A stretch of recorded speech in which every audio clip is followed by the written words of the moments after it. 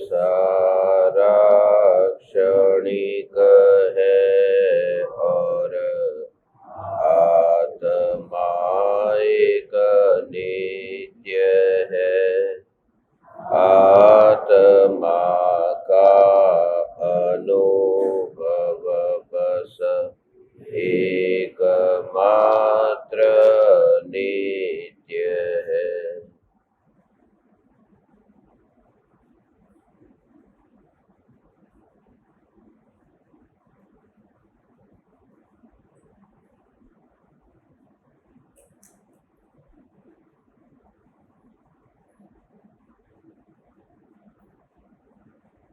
चैतन्य स्वभावी भगवान आत्मा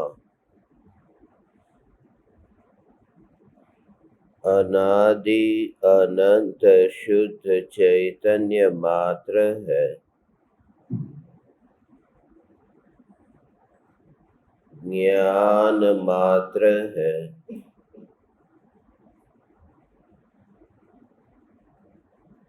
मैं शुद्ध चैतन्य मात्र,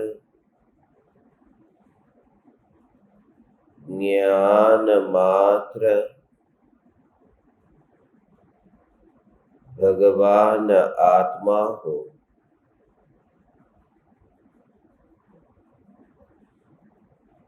त्रिकाल शुद्ध चैतन्य परमात्मा हूँ।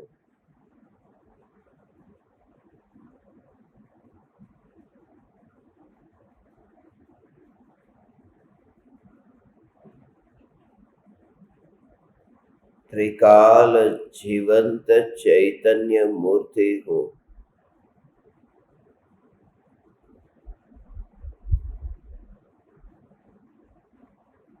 जिस स्वरूप ने स्वयं की सत्ता का एक बार भी अतिक्रमण नहीं किया,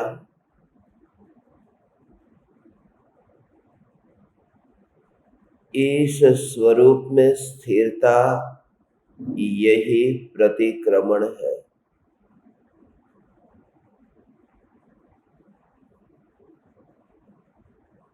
स्वरूप में लौट आना ही प्रतिक्रमण है।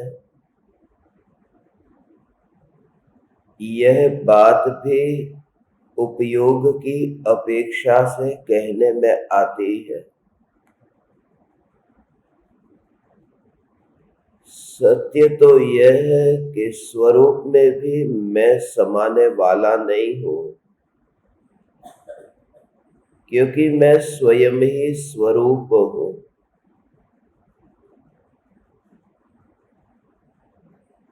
पर्याय में एकत्व बुद्धि होने से पर्याय की मुख्यता से उपदेश दिया जाता है कि अंतर में आओ, स्वरूप में आओ, अपने में आओ।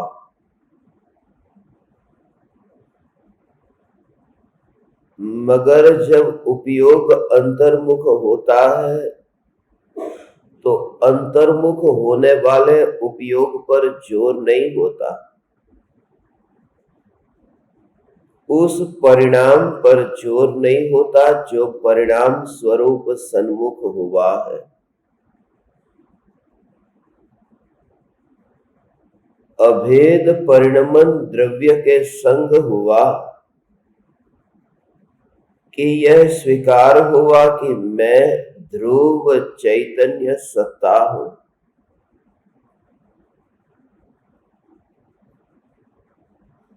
मैं ध्यानी पुरुष नहीं हूँ, मैं चैतन्य पुरुष हूँ।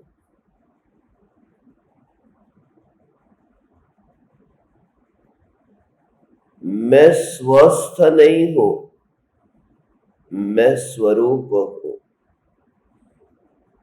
स्वरूप में लीन होने वाला उपयोग स्वस्थ हो जाता है, स्व में स्थित हो जाता है। मगर मैं त्रिकाल सत्ता स्वरूप हूँ, मैं स्थित होने वाला नहीं हूँ, में स्थित हूं।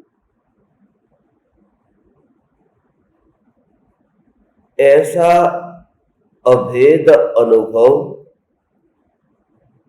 यही निर्विकल्प ध्यान है।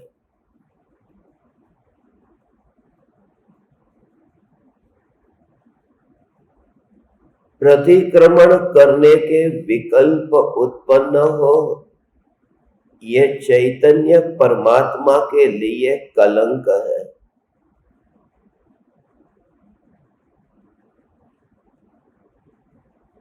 यह मोह काला करने जैसा है।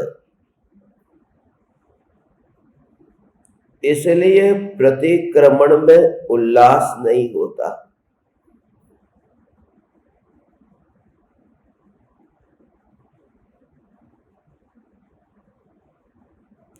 प्रतिक्रमण में अहंकार नहीं होता। प्रतिक्रमण में धर्म की कल्पना नहीं होती।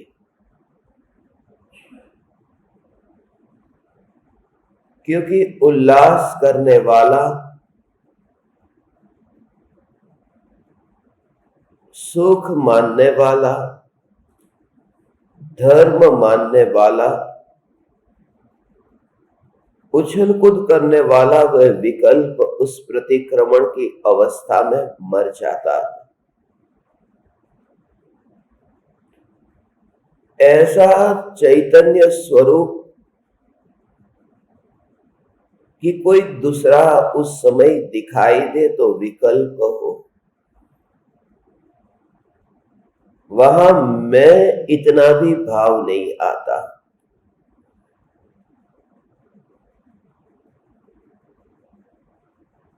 मैं अपने घर में हूं, ये अपने घर का भाव तब आता है जब दिमाग में ये भरा हो कि दूसरे के भी घर है। जब दूसरा पक्ष ही खड़ा न हो तो ये पहले पक्ष का भी अभाव हो जाता है।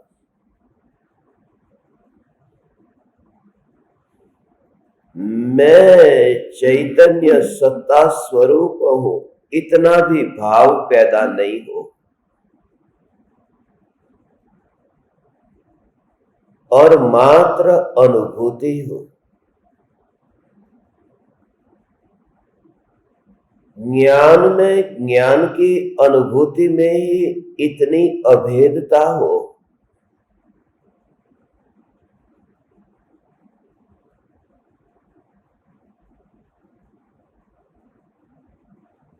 चैतन्य सत्ता स्वरूप मैं भगवान आत्मा एक विकल्प के कर्तृत्व के बोझ से मुक्त होने पर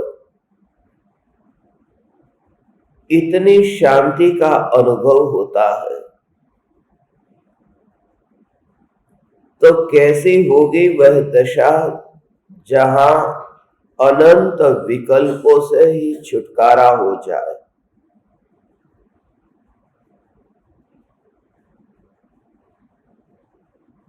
जहां कर्म के उदय का अस्तित्व ही न हो, जिसमें कर्म मिले ही नहीं, जिसमें कर्म बंधे ही नहीं।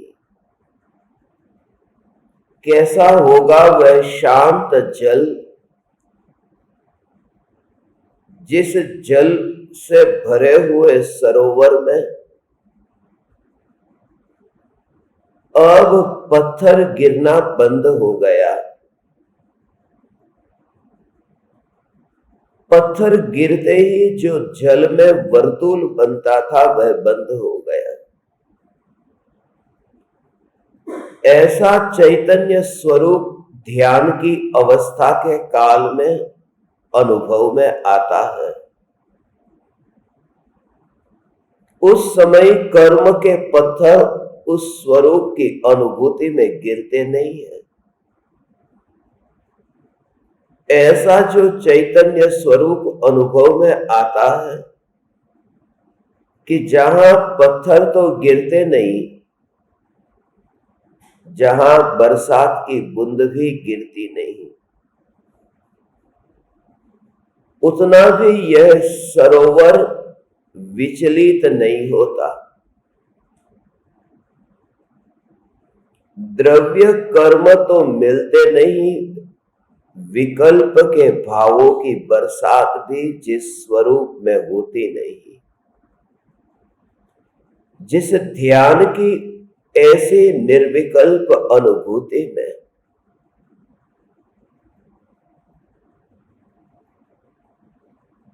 बिल्कुल सन्नाटा छा जाता है।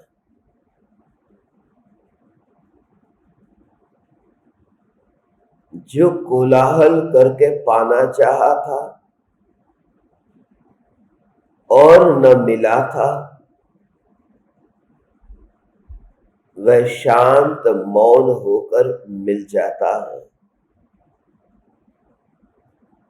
जो भागने पर भी नहीं मिला था, वो ठहरने पर मिल जाता है।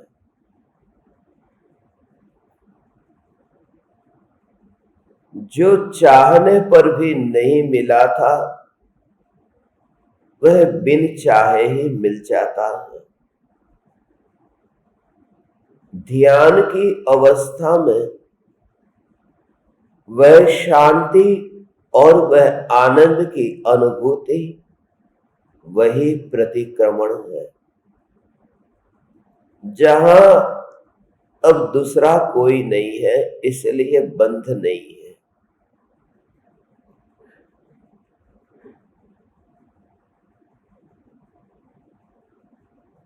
स्थिरता है।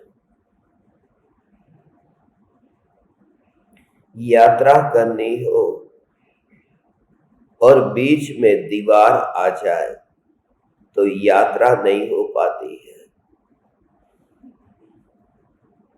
विघ्न आया, अंतराय आया। नदी का पानी बह रहा है, मगर बीच में ही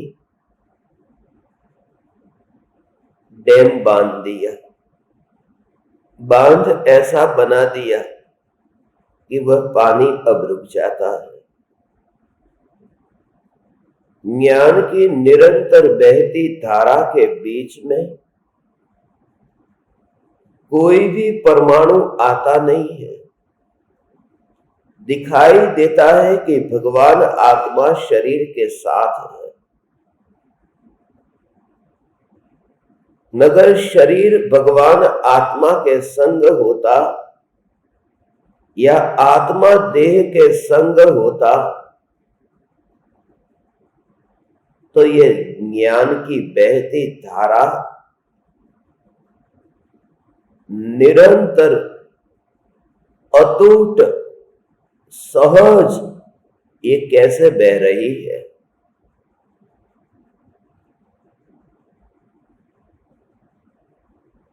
इस ज्ञान की बहती धारा को पांचों इंद्रियों के परमाणुओं ने कहीं पर भी रोका नहीं है। यह ज्ञान की बहती धारा में राख की दीवार का बांध बना ही नहीं है।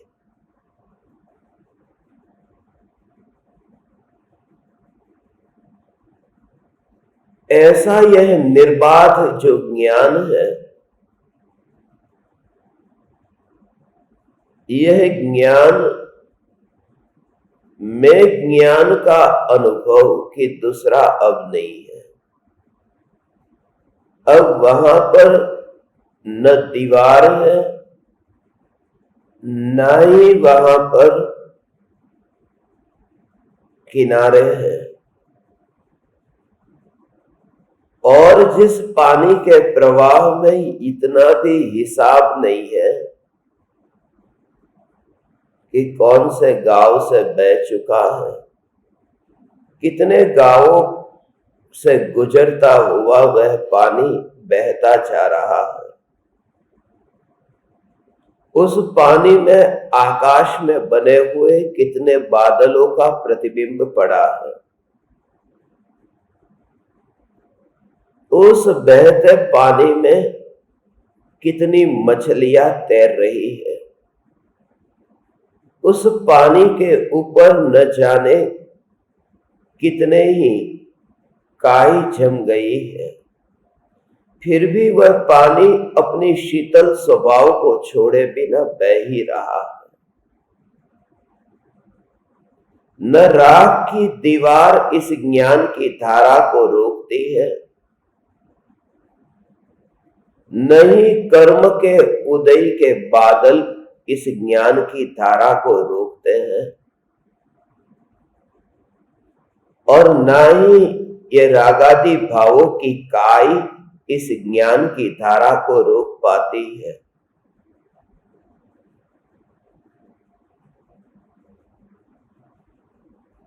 और ना ही ये योगों के स्पंदन रूप मछलियां इस ज्ञान की धारा को कोई बाधा पहुंचा पाती है।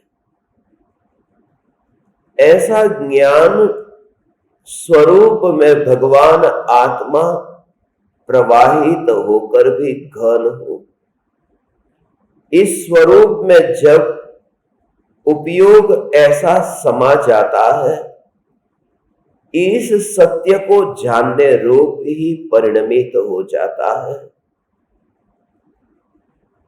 उस स्थिति में ध्यान घटित होता है। अपूर्व अनुभूति है। उस स्थिति में बंधन नहीं रहता,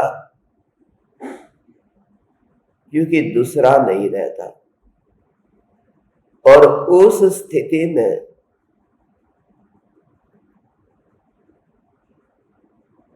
ऋणानुबंध से मुक्त हो जाता है, क्योंकि दूसरा कोई अब वहां नहीं है।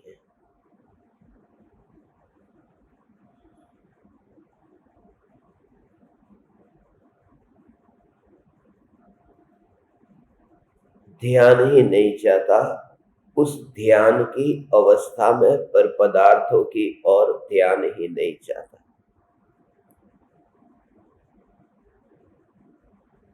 उसमें इतनी एकाग्रता से वह परिणति ऐसी निर्मल हुई है कि वस्त्र का त्याग किया, परिवार का त्याग किया, मित्र शत्रु से मुक्त हुए, एकाकी विचरण करके ऐसी अटवी में चले गए। बाहर से देखे तो वन जंगल के प्राणियों से भरा हुआ वह कानन है, मगर भीतर में देखे तो चैतन्य के उपवन में है, जहां वितराग परिणति के फूल खिलते हैं। ऐसी जो अपूर्व अनुभूति है, वह मुनिराज सब कुछ छूट गया है। अब न परिवारजन, न तो वस्त्र आभूषण, न तो बाहर के कोई भी संयोग वियोग, किसी का भी स्मरण नहीं, और उपयोग स्वरूप में समा गया, और केवल ज्ञान की पर्याय में फिर जानने में आया कि कहां है वे योग। मगर तब तलक तो ऐसी अवस्था प्रकट हो चुकी थी कि जहां पर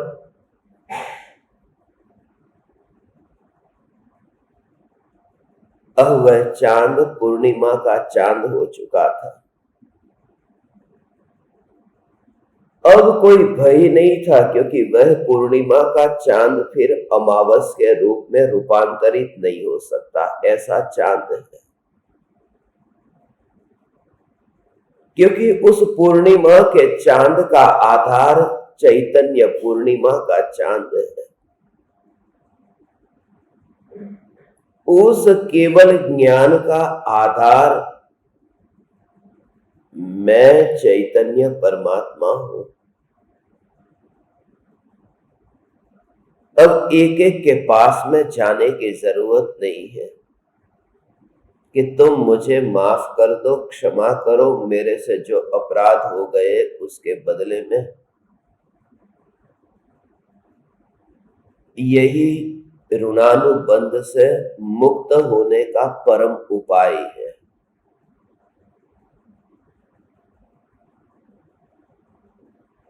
और यही परम कला है, यही सरल कला है, क्योंकि स्वाभाविक है और स्वभाव सरल होता है, कठिन नहीं होता।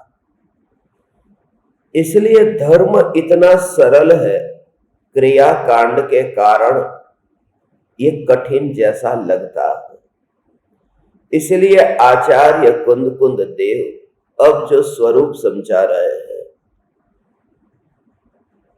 ये जो रहस्यमयी बात अभी जो सुनी, वो आचार्य कुंद कुंद देव इसे ही प्रतिक्रमण कहते हैं। इसलिए अभी ये भाव आया कि आज के इस प्रतिक्रमण के प्रकरण में नियम सार की 154वीं गाथा का विचार हो, तत्व विचार हो। 154वीं गाथा है,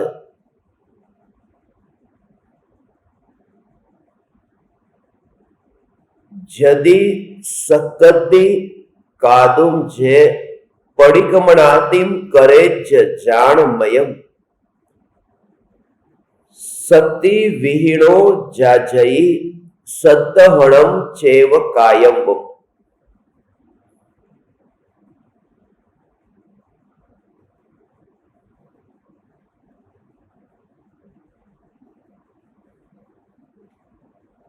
जो कर सको तो ध्यानमयी प्रतिक्रमण आदिक कीजिए, यदि शक्ति हो नहीं तो अरे श्रद्धान निश्चय कीजिए।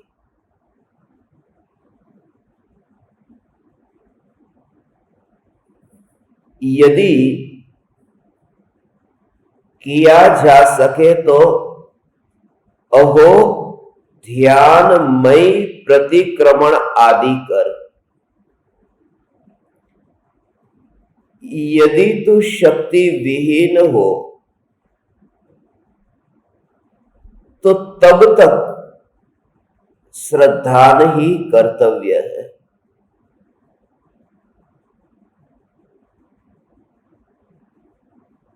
किया जा सके तो पहला कर्तव्य ध्यान है। इसलिए उपदेश की जो प्रक्रिया है, महाव्रत है और अणुव्रत है। तो उपदेश की प्रक्रिया में सबसे पहला उपदेश महाव्रत का है। पहला तो उपदेश यही हो कि तू उस ध्यान की मुनि की अवस्था को पा। और यदि शक्ति नहीं है, शक्ति न होने का मूल कारण आत्मा की शक्ति नहीं। इस गाथा में जो कहा है, इस शक्ति का अर्थ देह की शक्ति है। यदि शरीर साथ नहीं देता है, यदि इस प्रकार का उत्तम सहनन नहीं मिला है, यदि ये शरीर मुनि धर्म का पालन करने के लिए शक्तिशाली नहीं है, तो भी निराश मत होना। श्रद्धान से तू प्रतिक्रमण करना। इसके कुछ गहरे रहस्य है जो मुझे आप परमात्माओं को कहने थे। ये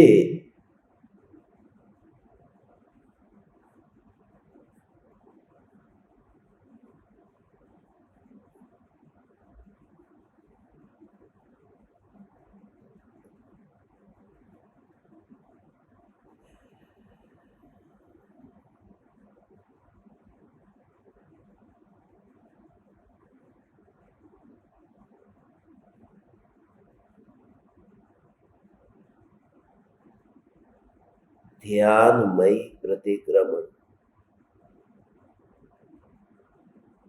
जैसे नींद आने से पहले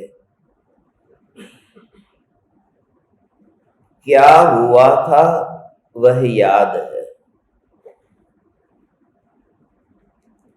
जिस समय नींद आई थी उससे पहले कुछ समय का थोड़ा बहुत स्मरण में आता है।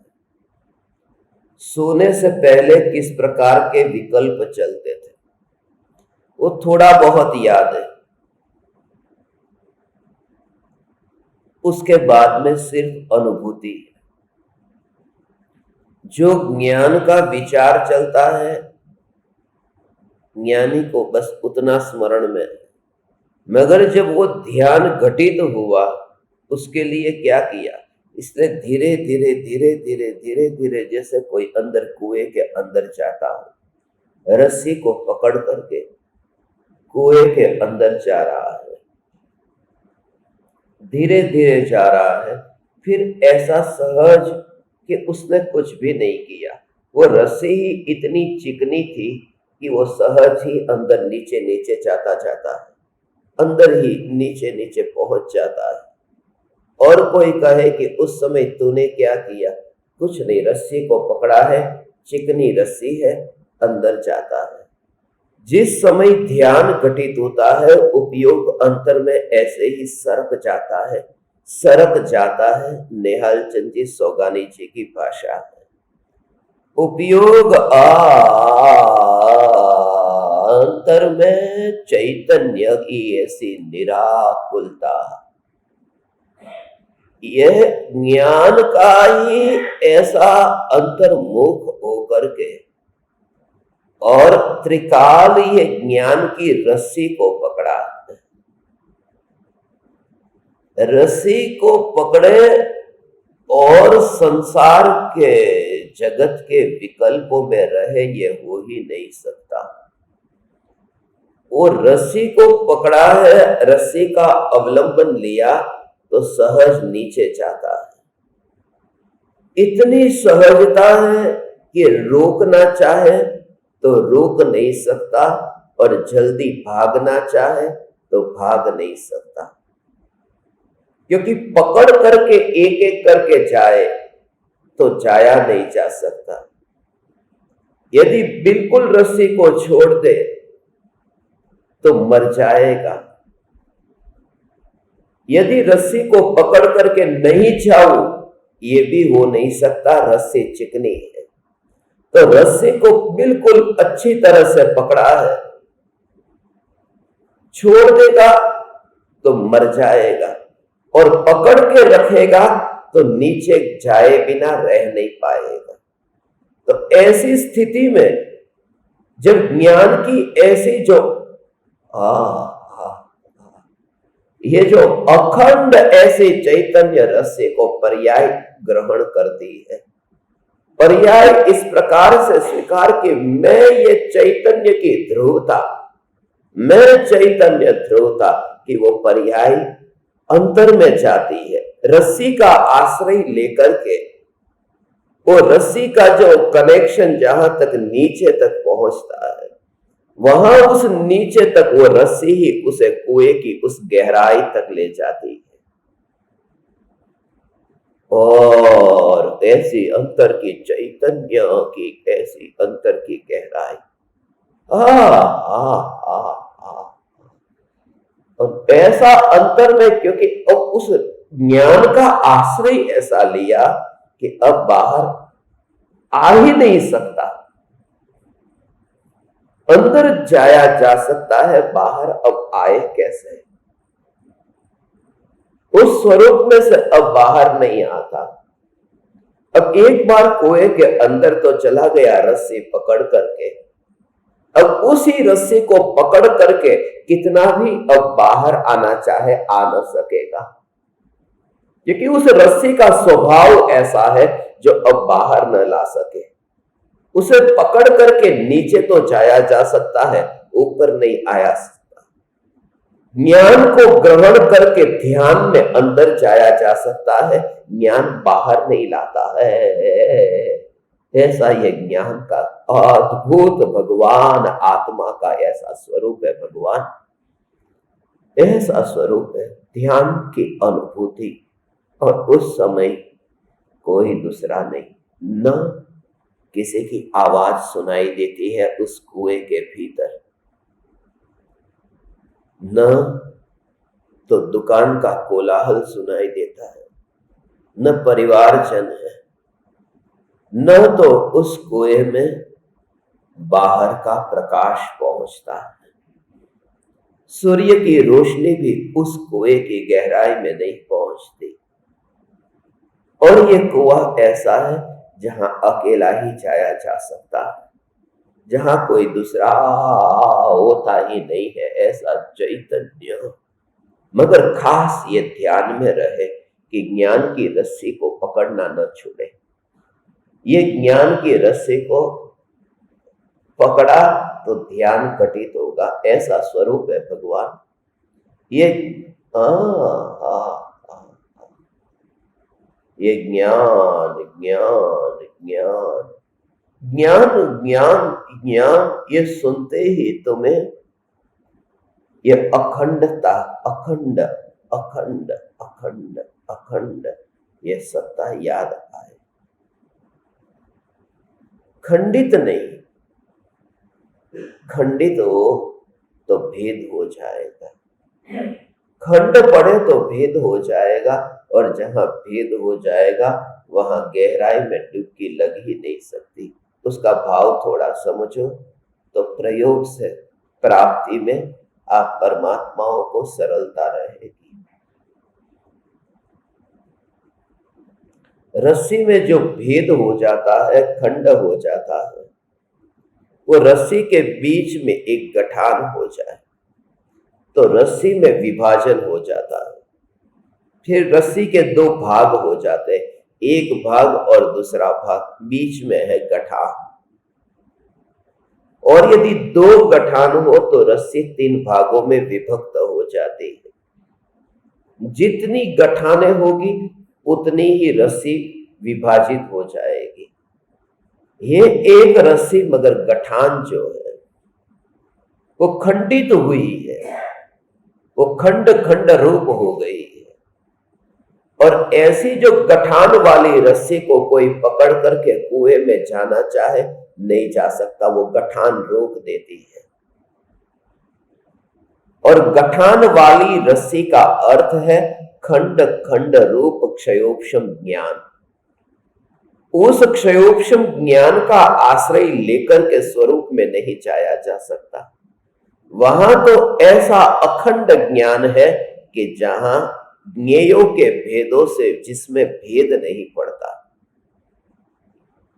ऐसा जो अखंड स्वरूप है, उस स्वरूप के आश्रय से अंतर्मुख होता है,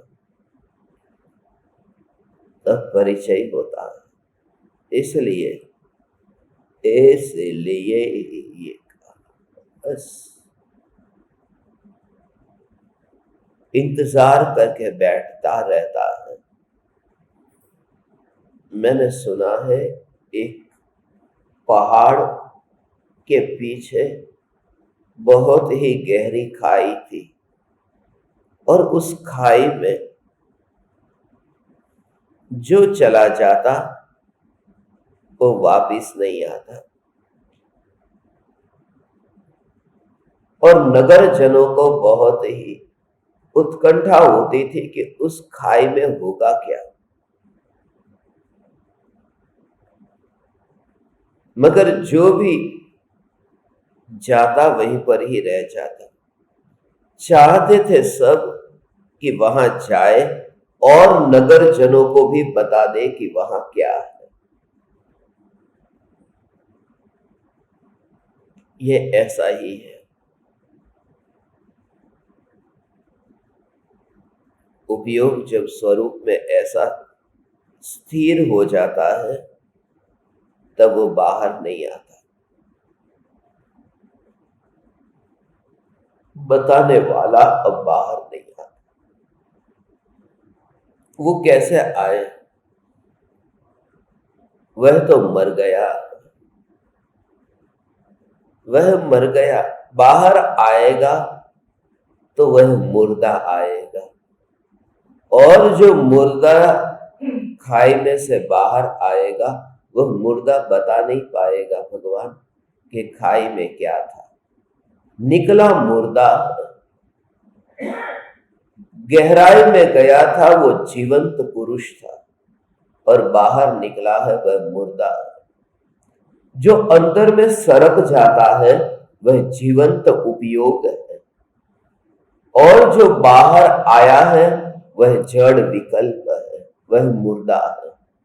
यही कारण है कि ज्ञानी ध्यान में से बाहर आते हैं तो उस स्वरूप की अनुभूति के बारे में कहना असमर्थ समझते हैं, क्योंकि मुर्दे से वाणी निकलती नहीं है।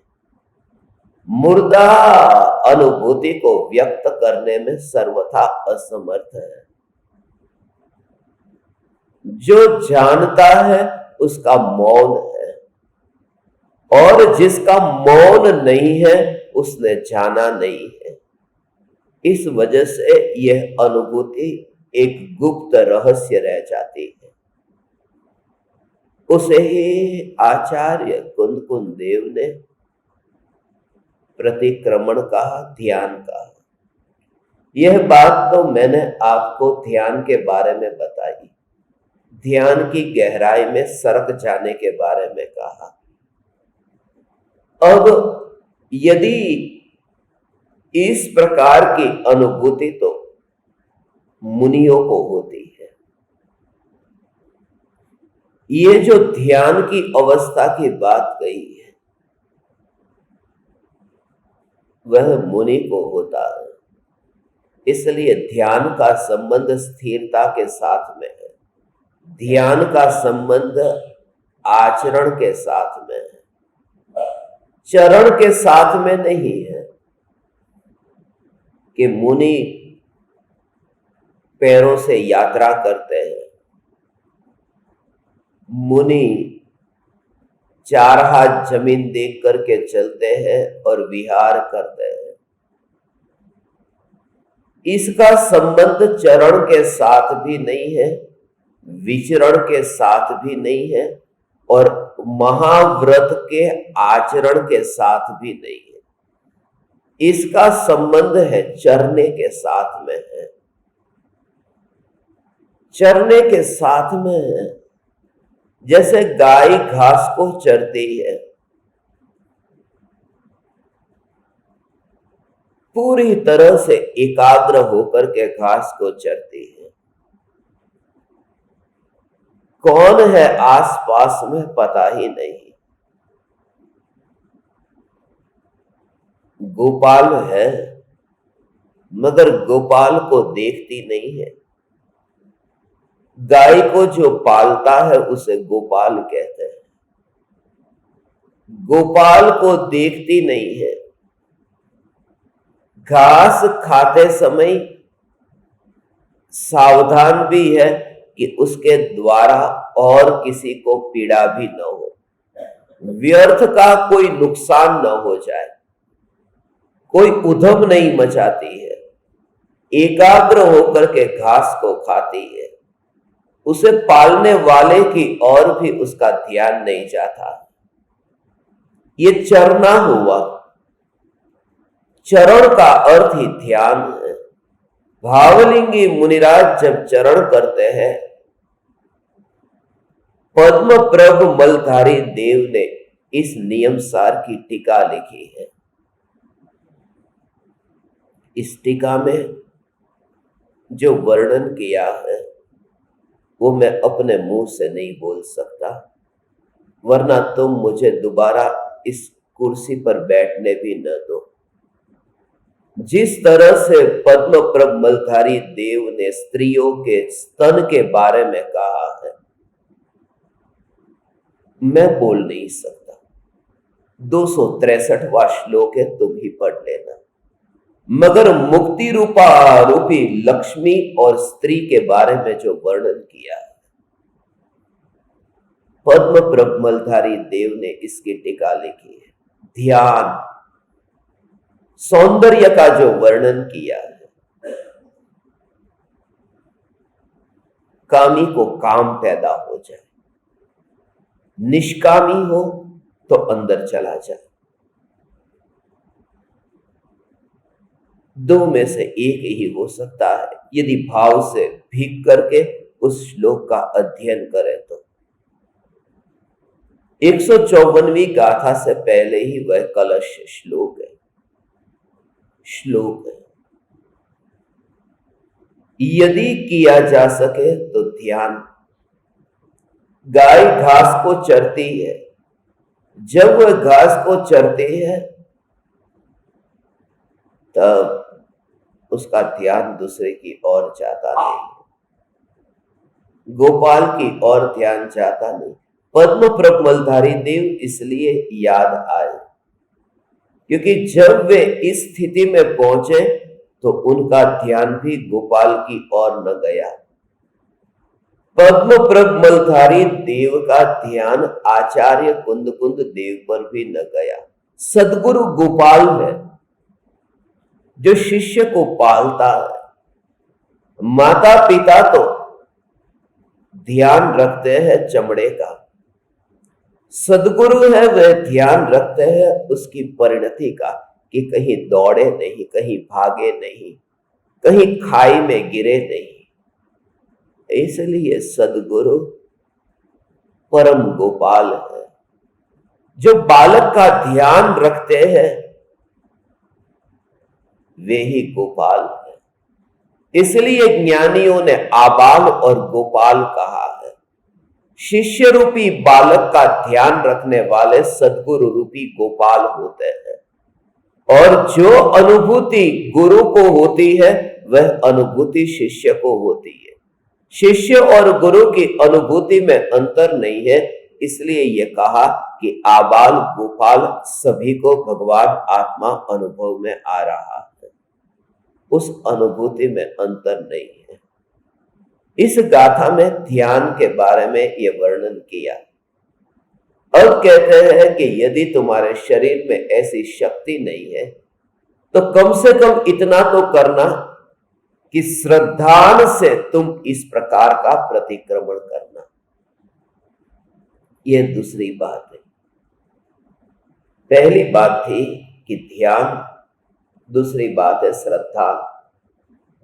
अब स्त्री की अवस्था है, अब स्त्री पर्याय में वैसे भी तुम्हें नीचा हीन नरक के भव का द्वार बता दिया है। अब तुम आत्म साधना कैसे करो? न वस्त्रादि का त्याग करके वन में विचरण कर सकते हो। यहां पर ही इतनी उपाधियां हैं। पहले माता पिता की सुनो, फिर पति की सुनो, फिर बेटे बेटियों की सुनो, पूरी जिंदगी सुनने में ही बिता दी। इतनी पराधीनता और परतंत्र वाली ये स्त्री की पर्याय में तुम ऐसा प्रतिक्रमण कैसे कर सकोगे? हो सकेगा श्रद्धांत से करो, प्रकृति व्यवस्था करेगी कि उस प्रकार का उत्तम सहनन वाला देह मिल जाए जहां मुनि धर्म का पालन हो सके, उस प्रकार का योग मिल जाए जहां साक्षात तीर्थंकर परमात्मा की निश्रा में वास हो सके, जहां स्वरूप में वास हो सके। भले ही तुम्हारे पास में तीर्थंकर परमात्माओं की भांति 3 छत्र नहीं है, मगर तुम रत्नत्रयी रूपी छत्र की निश्रा में अब तुम वास करते हो। तुम्हारा भी ये सातिशय, ये अद्भुत है। तीर्थंकर के छत्र तो 2 कौड़ी के हैं, क्योंकि कब बिखर जाएंगे पता नहीं, मगर तुम्हारे जो 3 छत्र है वह तो अनंत काल तक साथ में रहेंगे। इसलिए तुम एक क्षण भी निराश हुए बिना श्रद्धान से प्रतिक्रमण करके सभी से नाता तोड़ देना। कोई मेरा नहीं, ये प्रतिक्रमण की विधि है। परिणति की निर्मलता से प्रतिक्रमण करना भगवान, ऐसा अंतर। इतना सूक्ष्म भाव है। समय सार और प्रवचन सार छोटे पड़ जाते हैं इस शास्त्र की तुलना में। समय सार ग्रंथादि राज है,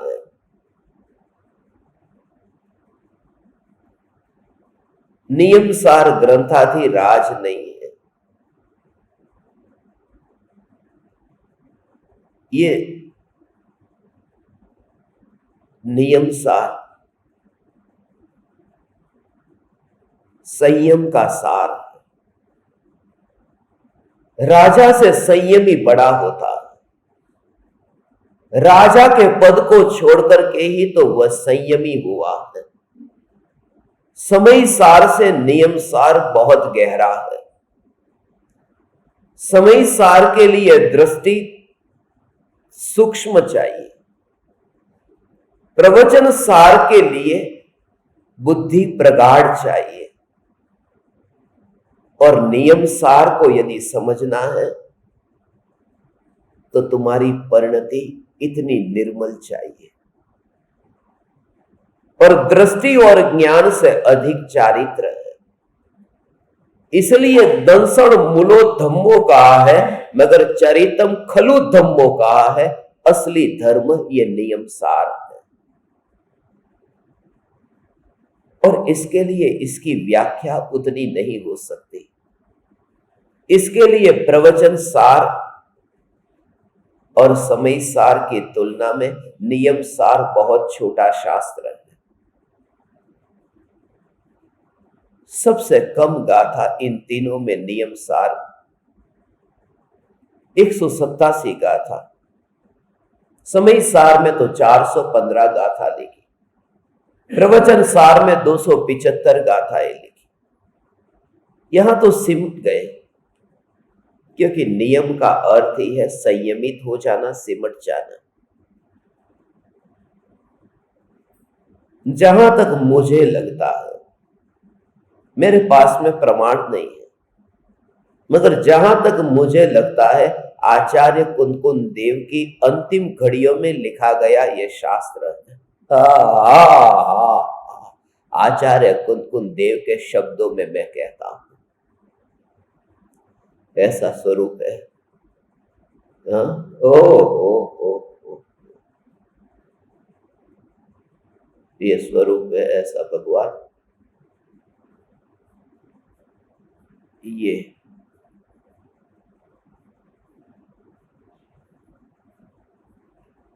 नियम सार।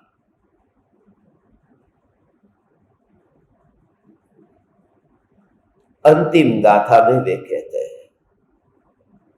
ऐसा किसी भी ग्रंथ में नहीं लिखा जो इसमें लिखा।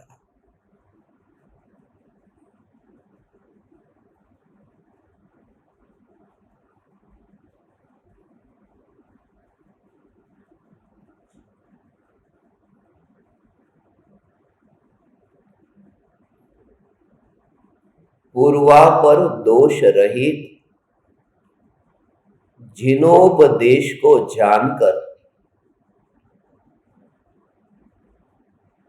मैंने निज भावना निमित्त से नियम सार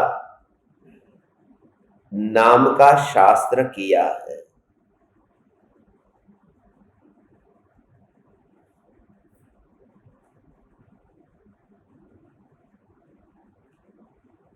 निज भावना निमित्त से